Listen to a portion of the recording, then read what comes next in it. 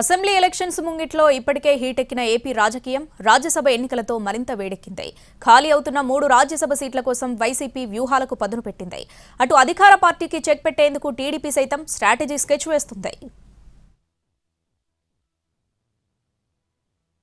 ఆంధ్రప్రదేశ్లో 3 రాజ్యసభ సీట్లు ఖాళీ అవుతున్నాయి. సీఎం రమేష్, వేమిరెడ్డి ప్రభాకర్ రెడ్డి, కనకమేడల రవీంద్ర కుమార్ పదవీకాలం ముగుస్తోంది. ఈ 3 స్థానాలకు మార్చ్ లేదా ఏప్రిల్లో ఎన్నికలు జరిగే అవకాశం ఉంది. గత అనుభవాల నుంచి వైసీపీ పాఠాలు నేర్చుకుంటోంది. ఎమ్మెల్సీ ఎన్నికల సందర్భంగా తగిలిన షాక్తో రాజ్యసభ ఎన్నికల్లో వ్యూహాత్మకంగా వ్యవహరిస్తోంది. 3 రాజ్యసభ స్థానాలను తమ ఖాతాలోనే పడేలా పావులు కదుపుతోంది. ఎమ్మెల్యేల సంఖ్యాబలాన్ని చూస్తే ఆ 3 స్థానాలు కూడా వైసీపీ ఖాతాలో పడతాయి. కానీ నియోజకవర్గ ఇన్ఛార్జీల మార్పులు చేర్పులతో కొంతమంది అసంతృప్త ఎమ్మెల్యేలు గీత దాటే అవకాశం ఉందని పార్టీ భావిస్తోంది.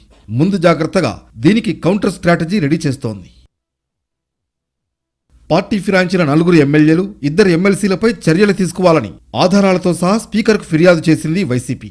Tadikonda MLA Undavalli Sridevi, Venkatagiri MLA Anam Ramanarayana Reddy, Atmakur MLA Mekapati Chandrasekhar Reddy, Nellore rural MLA Kotamreddy Sridhar రెడ్డిలపై అనర్హత వేటు వేయాలని స్పీకర్కు కంప్లైంట్ ఇచ్చింది.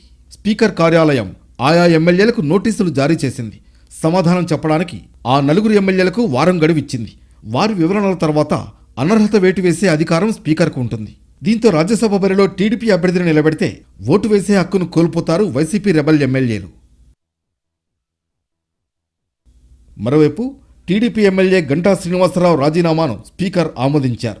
2 ఏళ్ల కిందట స్టీల్ ప్లాంట్ ప్రైవేటీకరణను వ్యతిరేకిస్తూ విశాఖ నార్త్ ఎమ్మెల్యే గంటా రాజీనామా చేశారు. అప్పటి నుంచి ఇది పెండింగ్లో ఉండగా తాజాగా స్పీకర్ నిర్ణయం తీసుకున్నారు. దీంతో 5 ఎమ్మెల్యేల ఓటు టీడీపీకి పడకుండా వైసీపీ పావులు కదిపినట్లయింది.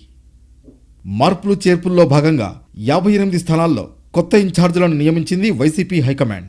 29 మంది ఎమ్మెల్యేలకు సీట్లు నిరాకరించింది. మార్పులు చేర్పులతో అసంతృప్తి చెందిన ఆళ్ల రామకృష్ణారెడ్డి, కాపు రామచంద్రారెడ్డి, జ్యోతుల చంటిబాబు, పర్వత పూర్ణచంద్ర ప్రసాద్ ఇప్పటికే వైసీపీకి దూరమయ్యారు. ఎంపీగా పోటీ చేయాలని చెప్పినప్పటి నుంచి పార్టీకి దూరంగా ఉన్నారు మంత్రి గుమ్మనూరు. 5వ జాబితాలో మరికొంతమంది ఎమ్మెల్యేలకు సీటు గల్లంతయ్యే ఛాన్స్ ఉంటుంది. రాజ్యసభ ఎన్నికల్లో వీళ్లు వైసీపీకి కలిసొస్తారా అన్నది ఉత్కంఠగా మారింది. అటు గంటా రాజీనామా ఆమోదంతో టీడీపీ కూడా అలర్ట్ అయింది.